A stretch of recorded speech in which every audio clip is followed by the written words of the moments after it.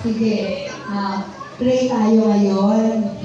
Lord Jesus, natuo ko na Ikaw ang Diyos na makapangyarihan. Ikaw ang Diyos na nagpapagaling. Hinihingi ko po ngayon ang gift of healing. Na kapag nag-pray ako sa may sakit, siya ay gagaling. Sa pamamagitan ng kapangyarihan ninyo, Panginoong Jesus. Thank you, Jesus. Tinatanggap ko ang gift of healing. Tinatanggap ko rin ngayon na ako ay pinagaling na ninyo.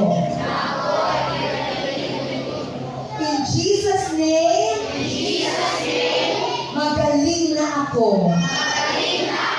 Thank you, Jesus. Thank you, Lord. In Jesus' name we pray. Amen. Okay. In the name of the Father, the Son, the Holy Spirit. Amen. Gusto ko tandaan natin yung Bible verse na Isaiah 53 verse 6. Sabihin natin, Isaiah 53 verse 6. By His wounds, I am healed. Ulitin natin.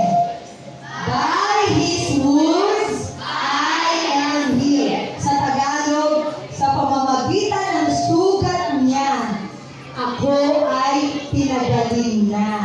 Okay? At tandaan din natin yung sabi ni Jesus. Sabi ni Jesus nag-feedback ako. Sabi ni Jesus sa Mark 16, verse 18, kapag tayo ay naniniwala kay Jesus, kapag ipinatong natin ang kamay natin sa may sakit, ang may sakit ay gagaling. Kaya tayo nagpapatong ng ating kamay. Okay? So ngayon, find a partner. Find a partner. Partner. Dua-dua. Find a